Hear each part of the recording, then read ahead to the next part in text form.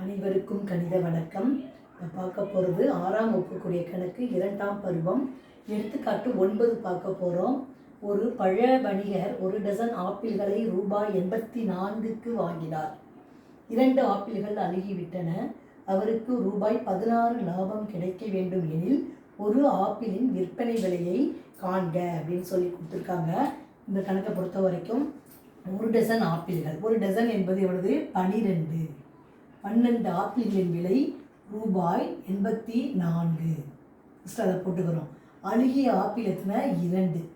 அப்போ மீதமுள்ள ஆப்பிள்கள் அப்படின்னா 12ல் 2 கழிச்சிட்டோம்னா மிச்சம் 10 ஆப்பிள்களுடைய விலையை தான் இப்போ பார்த்து ஒரு ஆப்பிளுடைய விலையை கண்டுபிடிக்க போகிறோம். இப்போ லாபம் என்பது ரூபாய் 16ன்னு கொடுக்கப்பட்டிருக்கு. அப்போ 10 ஆப்பிள்களின் விலை, விற்பனை விலை, 10 ஆப்பிள்களின் விற்பனை விலை ஈக்குவல் டு என்ன ஃபார்முலா போடுவோம்? அடக்க விலை ப்ளஸ் லாபம். அடக்க விலை ப்ளஸ் லாபம் அப்படிங்கிற ஃபார்முலா பயன்படுத்தி விற்பனை விலையை கண்டுபிடிக்க போகிறோம். அடக்க விலை என்பது 84 ரூபாய், லாபம் என்பது ரூபாய் 16. இரண்டையும் கூட்டினால் 100 ரூபாய் கிடச்சிடும். அப்போ 10 ஆப்பிளின் விற்பனை விலை 100.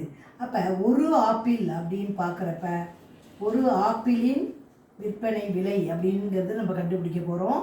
கண்டுபிடிச்சோம்னா என்ன வரும் அப்படின்னா 100/10, 100 ரூபாயில் ஒரு ஆப்பிளோட விலையை கண்டுபிடிக்க போகிறோம்.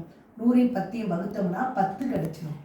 அப்போ தேர்ஃபோர் ஒரு ஆப்பிளின் விலை ரூபாய் 10 அப்படிங்கிறது தான் இந்த கணக்குக்குரிய விடையாகும். புரிஞ்சுங்களா?